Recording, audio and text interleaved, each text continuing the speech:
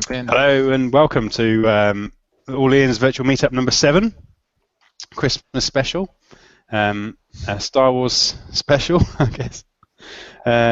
And here we're waiting for Yevhen, who's going to lead the thing, but he's yet to sign on, so he's probably having connection problems or something. So in the absence of Yevhen, we'll just have a chat about what's going on in Orleans. Maybe we could talk about what's in the 1.1 release that's just gone out.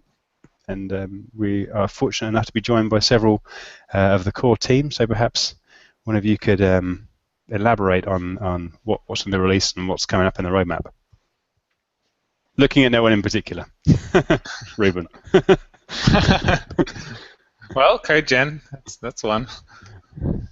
CodeGen. The new CodeGen is in stable now, considered stable at least, but we're still ironing some bugs out. So, cool. You know, so that's not the default option at the moment, is it? It's still no, default, it is. Yeah.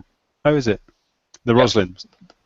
Yeah, so it's all Roslyn CodeGen now, but you can still use the compile time version of that. So by pulling in the templates packages, which I think we'll rename, probably to codegeneration.build or something, you can still get compile time CodeGen. And there's a bit of talk about maybe moving away from using reflection to build up the metadata model to using Roslyn's metadata APIs, which would be pretty cool from core CLR perspective. So, because core CLR changes everything. So Orleans is headed towards core CLR compliance, isn't it? But it seems that core CLR is still a long way from being done. Do you know what kind of timescales we're looking at? Yeah, we've been lucky enough to have a bunch of the community, like Gutenberg and a few others working on that. So, cool. What else is in the 1.1 release? What else have you been busy doing? The initial telemetry APIs are in there. Which is good. So that moves away from performance counters. So now you can more easily host it on Linux and still get those things. We should go and have a look at the. You're going to read the release notes. Yeah. Who's Sergey? Oh, you can hear me? Yeah, we can hear you. It's a bit quiet. We're waiting for Yevhen to join, so we've just started by discussing the 1.1 release and what's in there. So Ruben's briefly talked about the CodeGen and the telemetry stuff. Is there anything else that we should be aware of? So there's an issue with the VSIX, right, with templates that I'm trying to sort out with the VS Gallery. So it works by itself. You can build it locally. But publishing to Gallery was a problem. But the old one should still work. So if people use the old one and just upgrade NuGets, that should be fine. Cool. So will there be a 1.1.1 or? No, VSIX is independent, right? So we can publish it anytime. So we don't need the release. That's why we release NuGets without waiting for it. I noticed it's bumped up to .NET 4.1.1. Is that right? Yeah, 451. Yeah, 451, sorry, yeah. I'm just quickly reading the release notes. So what else has changed? Dependency injection. Yeah. Tell us about the dependency injection. How does that work? What do I have to do? At the moment, you have to go and chuck in a string into your config file to say, hey, this is my startup class. So whenever you start up Orleans, go and instantiate one of these and call the configure method. And what that does is it lets you configure a container to pass back into Orleans. But we hope to expand on that in the next version and going forwards to make that easier and also more pervasive around the entire code base, I think. So you should be able to, in my opinion, you should be able to inject most things, and that should be one of your configuration methods, really. Cool. How are we doing for documentation for some of this stuff? I know documentation is always the hardest thing in open source, especially. But is there a task to go and write some code samples and how-tos and walkthroughs for some of these new things? I'd say we're doing poorly. Just needs time and effort to write like step by steps, and then troubleshooting guides, and like even missing the document for DI, the feature.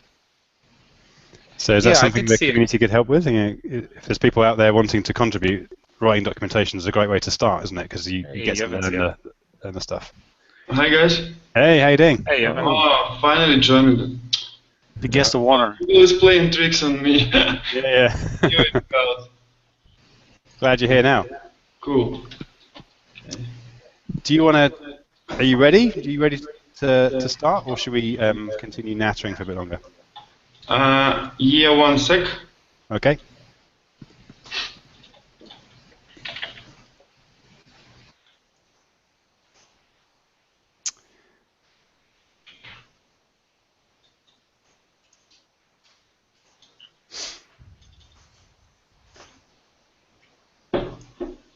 Yeah, I think I'm ready. Cool. Over to you. Yeah. Okay, how can I share my screen?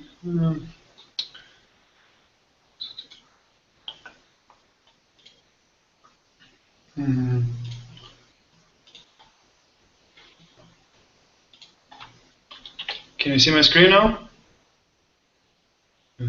Yep. Yeah, we can. Okay, great. So, I think we can start. Okay, so that should be a really short presentation. I just want to show something I think is important and maybe valuable for AtLinks community and for the AtLinks project in future. So, what is the Orleankka? I think most of all know already what is that. The AtLanka is the functional API for Orleans. And you know how it started? It started because I was a little bit grumpy about what I found in Orleans and what I've seen. Was some of the decisions that was not really agreed with. And after some initial activity inside of the project, I just realized that I need something that has a more fast release cycle, and I want to experiment. And so I started AtLanka as kind of the playground where I can experiment with ideas and use them in my own projects. That's one of them was, as you know, was an uniform interface, which I actually was rented a lot in the past. Basically, this most a precursor for all future work in AtLanka. The problem was that AtLinks team chosen the strongly typed interfaces and classes, and I was more a fan of the Akka at the moment. Before, and I played a lot with Akka and a little bit of Erlang. So I was quite aware of the message passing and the functional style of doing things. So I actually built. So I started AtLanka basically around the idea of having the explicit message passing and having that uniform API. In short, the uniform API and message passing is a really simple idea. Like you have, instead of the representing the semantics of the server operations, and you just, in terms of the object-oriented interface, you actually represent them as the messages, where the name of the message carry the semantics of the function and the arguments. It's quite similar to what we do with the object orientation or with the methods and signatures, but it allows to have actually skip the declaration of the interfaces at all. So you just, everything just looks the same, just have the same interface. So that's what I started in AtLanka. It was quite nice. Yeah, this is that's what I saw. When I started this presentation, I actually created the introduction, and then I figured out that I'm actually copy-pasting a lot of code into a PowerPoint presentation. So I had to just to just show the code, and prepared some walkthrough to the Orleankka features. So let me switch. That's all. I believe that everyone here understands the idea behind the message passing and all. So what I want to start, and the first thing that is really bothering me with Orleans was that it kind of was directed to people who are new to distributed systems, and I was trying to hide a lot of complexity. But on the other side, there was a lot of small and minor things that was really annoying, like the configuration, like it was hard to assemble everything, and it was really lost some samples like hello world and some, but it was not all of them were in sync with the code, and they were a lot of quite of noisy code and code that has nothing to do with the sample itself. So first of all, the AtLanka is all about experience.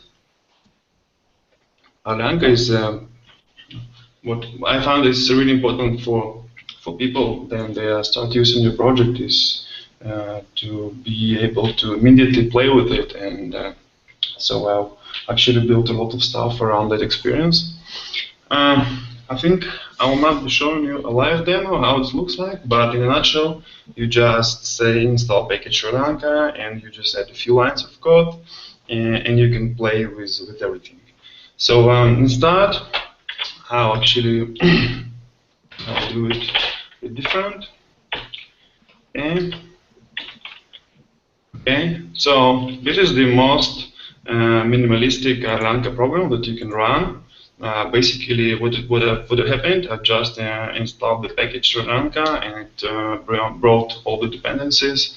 And it's just a console application. If you have a look, it's just a simple console application. There is nothing. I've just declared the actor class, which is the foo. I've done some simple configuration. You can see that it's called the playground configuration. It's really something to start, and this is really simple. It's actually have a lot of defaults already, and well, we can start that. Okay.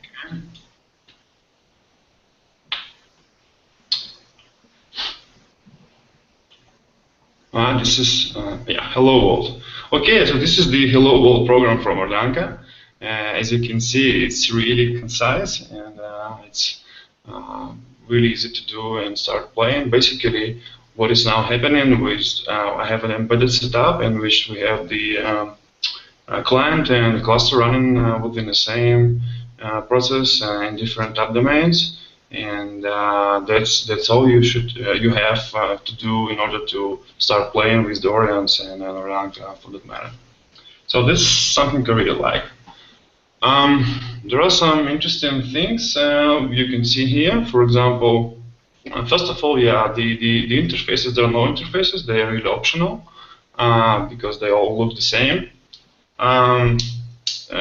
That actually makes things simpler for for samples and all of that. The second interesting thing is the on method, which takes the message. Is not async. It's just a string. It's a return string. How it looks, it works because there is interesting observation I found that in Orleankka you communicate with actors using this special proxy called Declarative. As you can see from here, you just obtain. It's similar to grain reference in some way, but the grain reference mirrors the interface of the actor itself, so it has the same interface.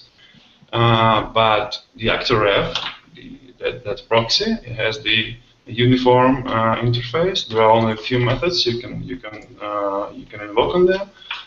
It's the tell and ask and notify. Basically, it's just something like transfer the message to the actor and get the result, or I don't care about the result. That's all we have.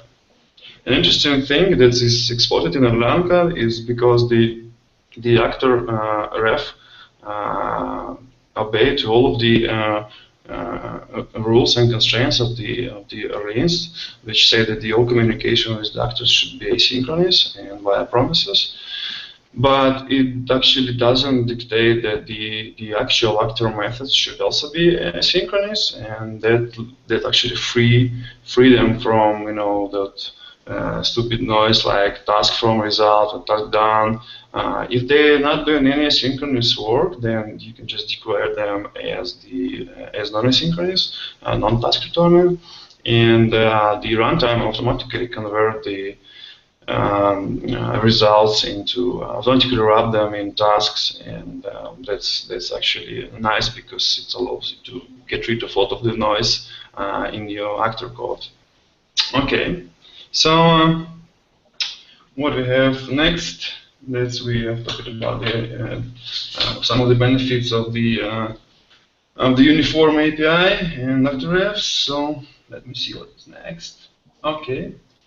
The next will be, I think, a little bit more advanced there.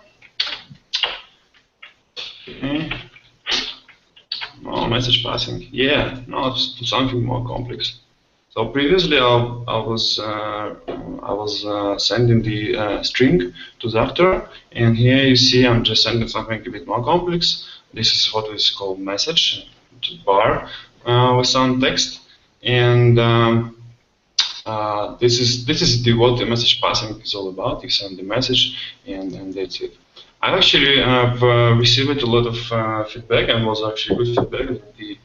Can you hear me, guys? Yeah, we can hear you. Yeah. Okay, good.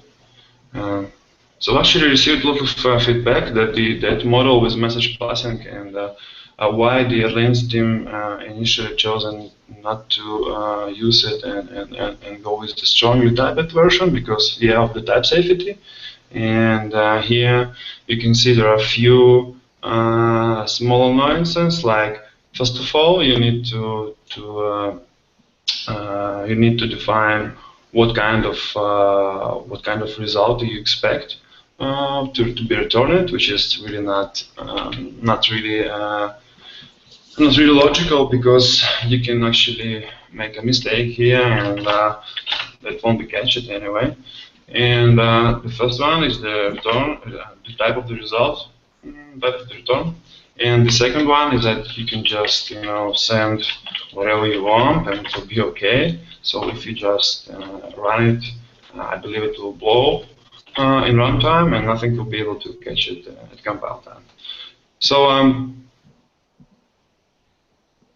we actually figured out that it's possible to make similar cities as well. We actually figured out that it's possible to introduce a similar level of type safety, even using the dynamic messaging and the stuff. And it's more nice in F#, definitely, but it's still possible in C#.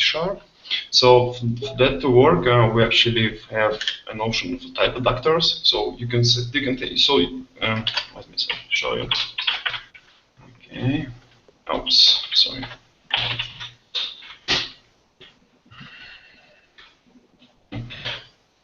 Okay, so now we have a nice little feature called type adductors. Basically, it brings type safety back to message passing. And as you can see here, the trick is that we have some interface where you say to which actor those messages belong to, and for messages that return some result, you also specify which result they return. As you can see here, for example, the ask is now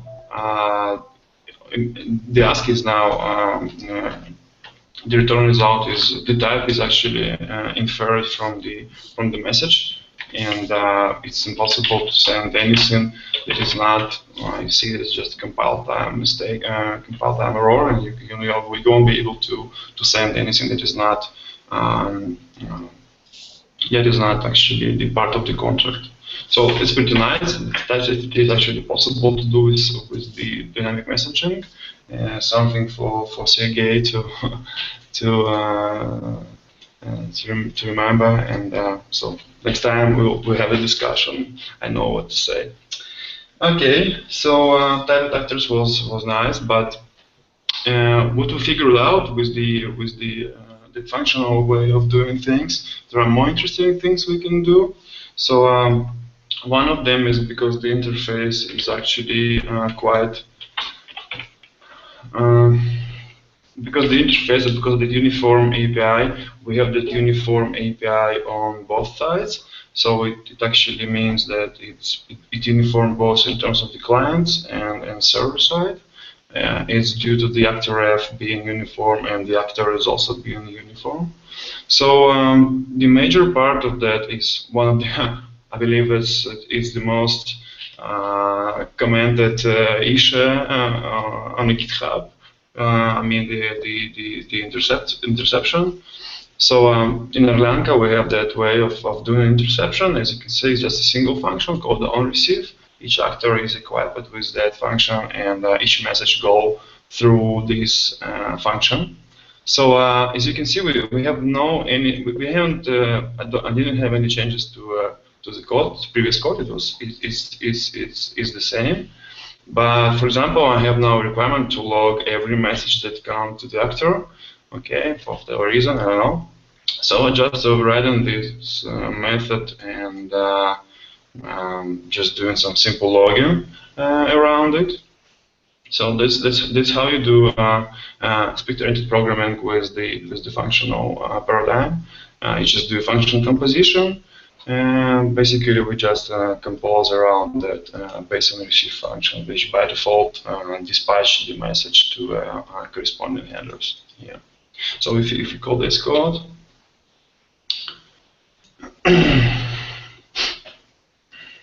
I see. We have received the message, processed it, and blah blah blah. So that's the first nice part of the functional paradigm is that you have the AOP almost for free. But that's not the end. I think the interception is nice in itself, but how you can compose it further is even more nice. And once again, no changes to the business logic. It's still the same, but but now the my actor base, I haven't discussed it previously, is I actually do this in my projects, just kind of a layer super type for all my actors in my projects. It's just really convenient, and you can put there anything you want, and all of my actors just inherit from that application actor. So now I have the logic, for example, to not only log but also to sample. And once again, with functions, it's really easy to compose. If you see, just compose the logging and then sampling and then dispatch inside of it. It's basically similar to ASP.NET pipeline, where you have that next handlers calling one another. So that's basically it. Once again, no changes to the business logic code. Pretty simple composition here. And actually, a lot of problems people having with functional paradigm in general and that approach, that they don't know how to do some things they are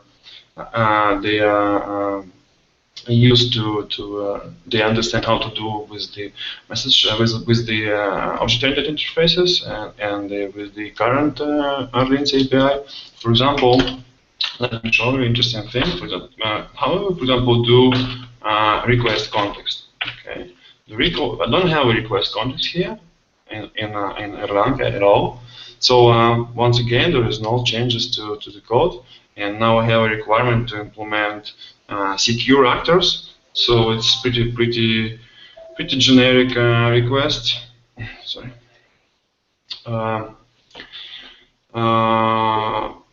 What I want is that I want to transparently add the principal on the client and transfer it to my server, and then check whether the principal has permission to invoke an action on my actors. That's actually pretty easy to do. basically what you need to do is to wrap the message into envelope. It's called the envelope pattern. So you basically wrap the message into envelope on the client, and then you unwrap it on the server side, and check that cross-cutting concern on the server side. And this what people have a lot of problems understanding that the cross-cutting concerns do not belong to a business logic. They belong to a kind of the application actor. The base class is actually the best place where you can put it. So if you, as you can see, I have changed my own receive super method, super header, and now it just casts the message to envelope, check the headers, and if it's okay, it just dispatch the message itself, the body, and if it's not, it just blow up. Interesting that with the functional paradigm, once again, it's really easy to add because you have that a single entry point to everything, both on the client and on the server. So here, just a single place. And in the same way, as you can see, there is no changes to the logic in my client. It's still the same. How does it work?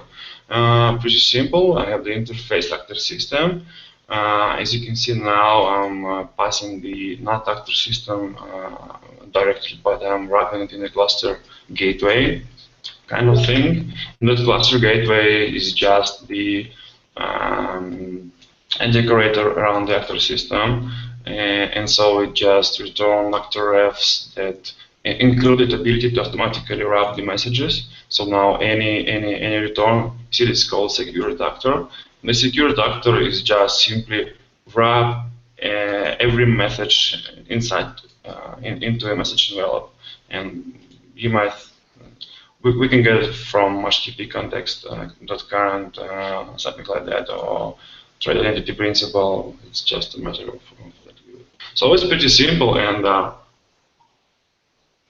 it actually it adheres to open closure principle because we don't modify existing code, we actually extend it, and we use a declaration, which is a nutshell, which is really what is proposed by the AppDevs of functional paradigm is the as something that brings simplicity to programs.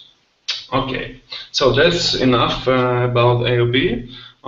Let's talk about the configuration. It's really interesting. Yeah, actually Orleankka started with that simple premise to bring functional paradigm and all of that, but then it's turned into something bigger. I was annoyed with some minor things in Orleans. It's not only about the serialization issues or code generation.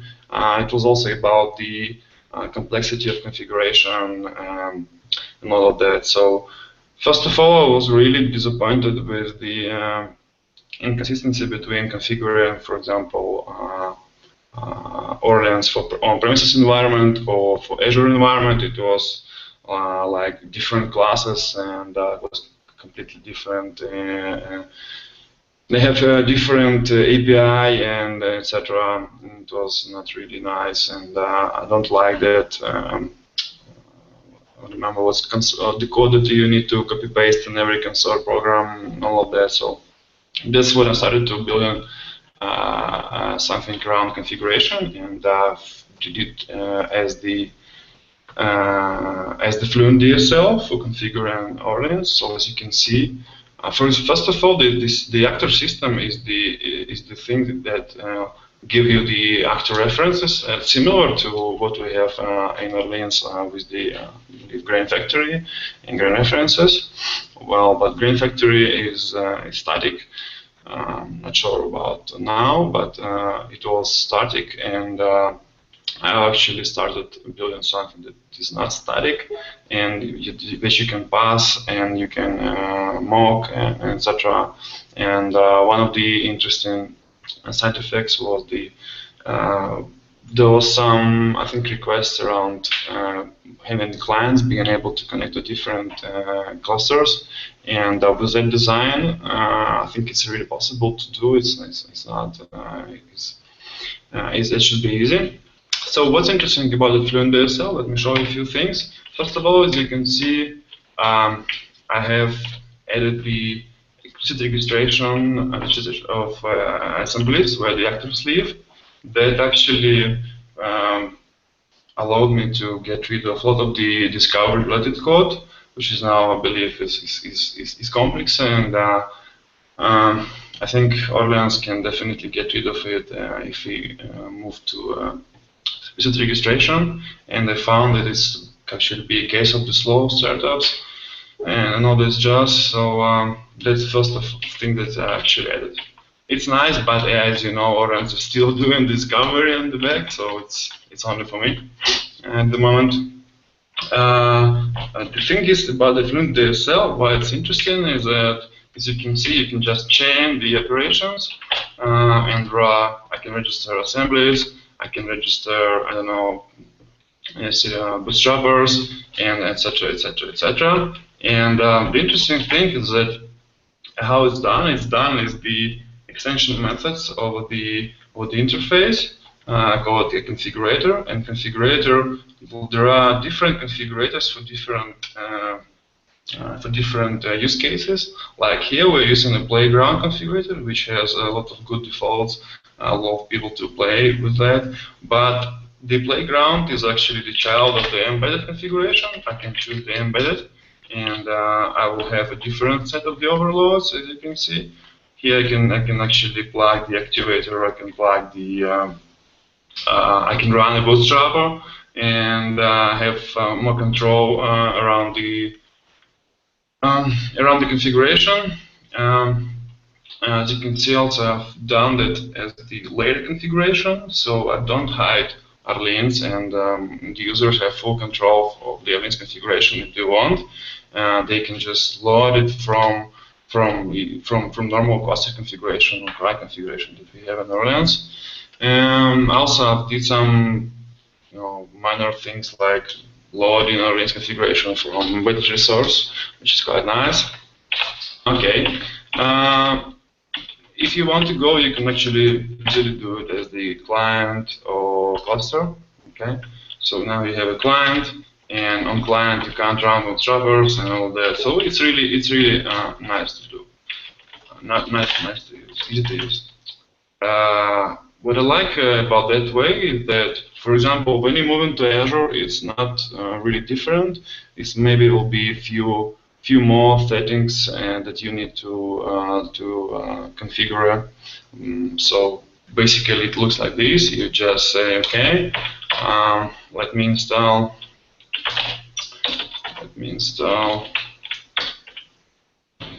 package.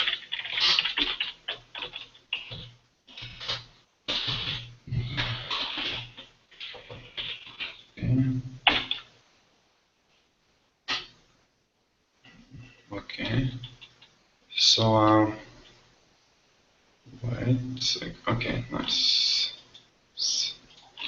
Okay, so if you want to go to Azure, there is no changes into how the configuration look like. If you go to Azure, you just add the Azure here, and everything just works, right? And maybe you will have to specify a few more settings, right? I think it's on the cluster side you need to do that, right? Okay, see connection string here and deployment ID, that kind of stuff. Okay, but in general it looks the same, it feels the same. You just install the package that is responsible for the Azure configuration. You just set the Azure, change the Azure, and then everything looks the same and works the same. Okay. That's easy to do, and I believe it should be. It will be really nice because with the Fluent DSL, it's possible to actually guide the users to the configuration. It's possible to force them to fill the required information and make it really convenient for them.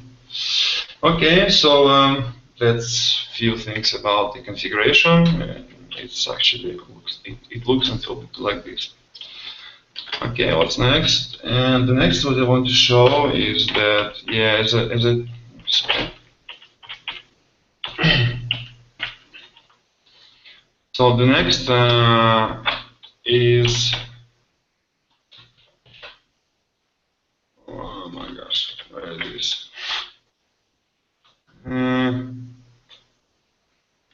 Okay.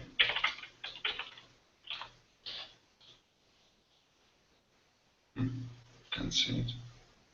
Interesting. Okay. Oh man. We actually go further, and thanks to Anton Moldovan, he helped me to add the F-sharp API. We have a special API for the F-sharp because we think it's really important. That's because the F-sharp has much greater capabilities for building a DSL. It's actually a really pleasure to do a DSL in F-sharp compared to C-sharp. As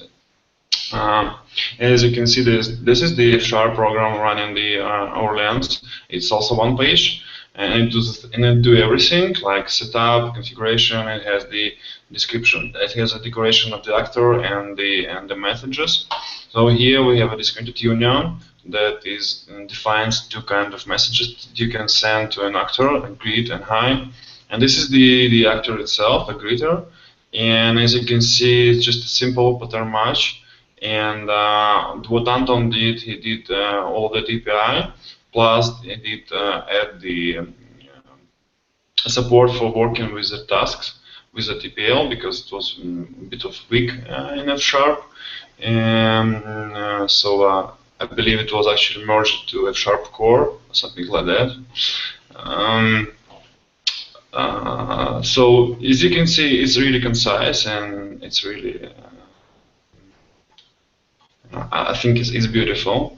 Honestly, that's how you use it. After you have done all of the normal configuration, you just use the computation expression to express that, and that will be part of that special DSL that actually says tell actor to do hi, tell actor to do greet, and there is no that stuff like send new.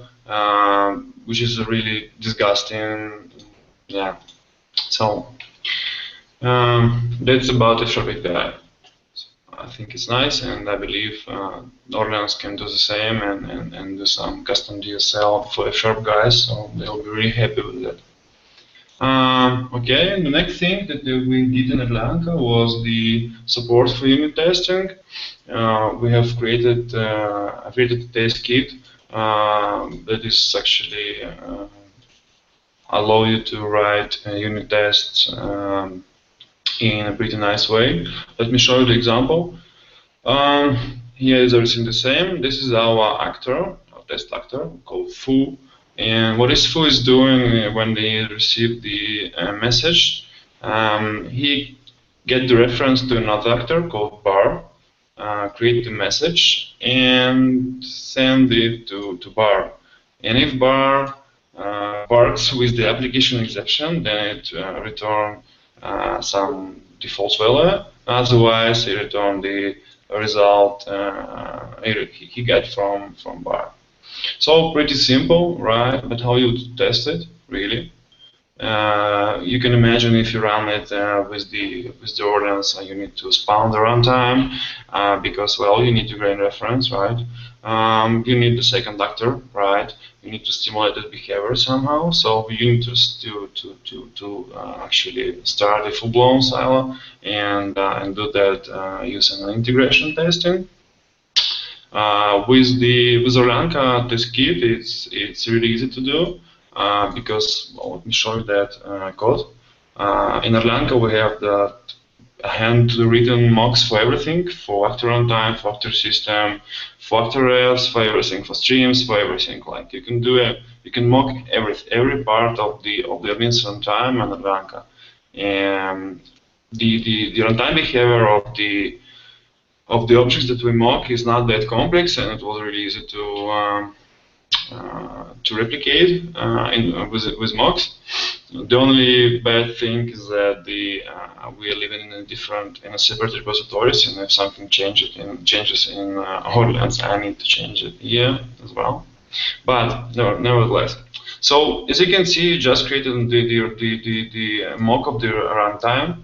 You configure the mock actor of bar, and you create a full. That's it.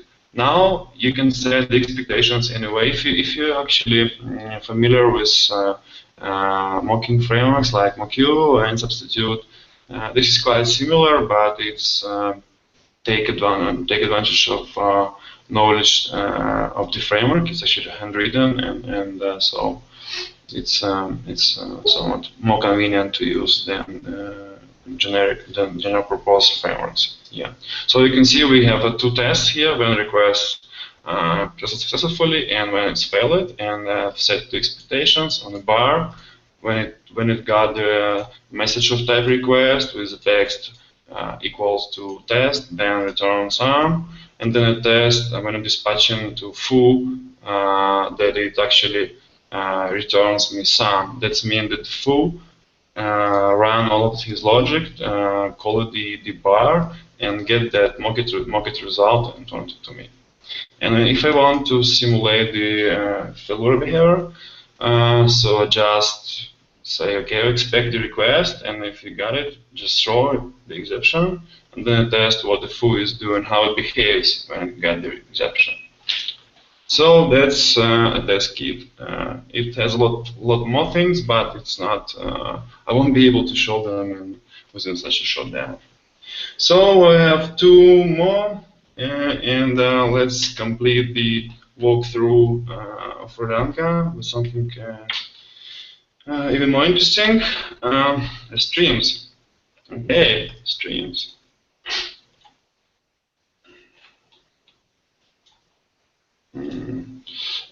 Initially, actually, these streams in Orleankka is quite similar to Orleans. I just copy-pasted all of the interface. I even just, I think it was represented as is, and I was not quite liking them. So after some time, and I figured out how to make them better, in my opinion. First of all, we have simplified streams everywhere. So we just removed all of that RX async stuff like incomplete, on error, and all of that, because they are not how you do things in a functional way. I'll get back to this. Why? So what we have now for streams, we have that, as you can see, you can get the stream off in the same way you can get an actor off. You have the actor ref and stream ref, how you communicate with the streams and actors. The same way you need to specify the provider type and the ID of the stream. Okay, but then the only thing you can do with the stream ref, which you got, is just do push. Okay, I mean, this is from client side point of view. You just do push. There is no incomplete, on error, and all of that. If you need to communicate to your consumers that the stream completed or there is some kind of error, it's just another message. So you just send them messages at the events. There is no need to have that separate API, separate interface for that, because it makes things not really composable. Okay, so what we did is simplify that stuff completely down to single method from the client point of view. This is the single method called push that is doing the substitutes all of that on next, on completed, on error stuff. And as you can guess, the interesting observation was that this is quite similar to what we have with the actor ref and actors, right? Because it's just a single method with a single parameter. And I will think, wow, this looks nice, because I can now connect the actor and stream directly. Basically, it's like connecting the input of one function output of one function to input of the another function, and that's what we did. We have created the thing called the actor subscription. So you can basically subscribe an actor to the stream, and that works because they have the same interface compatible. It's just dual. So when you subscribe the actor to a stream, you basically subscribe the actor on receive function to that stream. And that was quite nice because I have reused all of my dispatching infrastructure. And it looks all the same, and just there's no difference completely. So this is the example. We see we have the inventory actor that is on subscribe, take the stream with the ID that was this got on the message, and just subscribe itself. Then everything works as the magic, as it should, actually. So 2 messages subscribe and total. And what it is doing is that actually on listening for 2 events, created and deactivated and do some total on them. So that's what we did for streams. Really simplified them and made the actors being able to subscribe to streams directly. Basically, we just connect them as the we have a kind of a standard pipe. The stream and the actor are actually completely compatible on that time. Okay, so that's streams part 1, and let me finish with something. Okay, and another one was I did declarative subscriptions. Declarative subscriptions is like we have that implicit subscription in Orleans, but they're quite limited. And what this thing allowed to do is to it's allowed to subscribe to various to multiple number of sources. I mean streams, not a single one. And there are some magic, like you can use regular expressions to specify to which streams you want to subscribe, and you can specify the target name that will be used when you push something into a stream, and etc. etc. You can even specify the filter, and that will be used as the content-based filtering, and it will be a producer-side filter, and all these things. You can even have the target to be computed dynamically if you want. You can make a function and just specify the function, and that's up to you. So basically what is happening here is that the inventory says, I want to subscribe to all streams coming from the SMS stream provider that look like this, like inf dash and whatever number there, and that's it. You see, there is no need for you to push an inventory item to subscribe explicitly or something like we have in a previous sample. So you simply use the simply push to the streams, and the actor will be awakened by the infrastructure, and we can check that it actually works. Yeah. So it allows you to have. It's really nice for CQRS, things like projections, and we should usually use it with even sourced solutions. So that is convenient. I actually found it very convenient myself, and some of the users of Orleankka also was happy with that, and think that could be a nice addition to Orleans as well. That's I think basically it. My point here is that I can finish with the. I would be really happy to move some of that stuff into Orleans and not really maintain it myself, because it's a little bit overwhelming for me, and a lot of features, and I believe it could be really convenient for a broader community, and maybe something like Orleans.functional, and something could be absorbed by Orleans core, I believe. Something could be done as the separate package the some functional paradigm umbrella. That's all, folks. Thank you. Thank you, Yevhen. That was very, very interesting. We've got about 9 minutes. If anyone's got any questions, I'm Yeah. sure there'll be lots of questions. So, Ready? does anyone want to start off? Applause, yes. Well done. Hurrah! Good job. I'm just trying to think of which bits we need to hint first. All right, so we've got a per grain interceptors for AOP.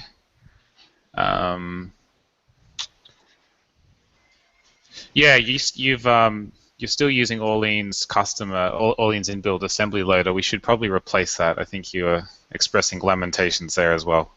Yeah. Yeah, we should fix that. Yeah. Okay. Cool. A lot of people like your Fluent API for config. Jeff is saying there that maybe the Serilog approach, where you kind of add a little bit of context into exactly what aspect of the system you're configuring, like for example, write to .rolling log instead of just having this sort of ambient .playground thing. A few people were asking what the playground meant. Is it like a local dev silo? Or is it a REPL? It's even more cool. It's like the local embedded in memory local silo, so you can just create a console application and have a full-blown setup there and just play with the reins if you want. Cool. Yeah. One thing I really liked is separating the client and the actor implementation, where you can define, for example, the implementation being non-async. I think that's works very well with functional, but I think we could also do something even in Orleans now that we have Rostlin to generate different interfaces. Also, I would like to have a way to distinguish between tell and ask, and if we separate the client and the grain implementations, we could do something like that. Yeah, true. It's like when you have the uniform interface, it's you have that in Orleans. You need to have everything to be asynchronous, right? Because you need all of the interface message to have task, return task, right? But if the actor have already fulfilled that constraint, like you need to have everything asynchronous, then yeah, you can have a uniform interface over a non-uniform interface. And yeah, you're right. I like it a lot to get rid of a lot of noise. Yeah, I think it works especially well for F#. Actually, your F# code was really nice. I like that. I think in C# world, it's less idiomatic. The whole object and on thing. Although it looks nice too. It's really terse. I like that. I agree with you. It actually was my desire that we have a C#7 tomorrow. Like there is a little cost to describing all of that, to declaring all of that message classes, and I hate that you need to do like actor, .tail, new, and then you have that message. That's so verbose, really.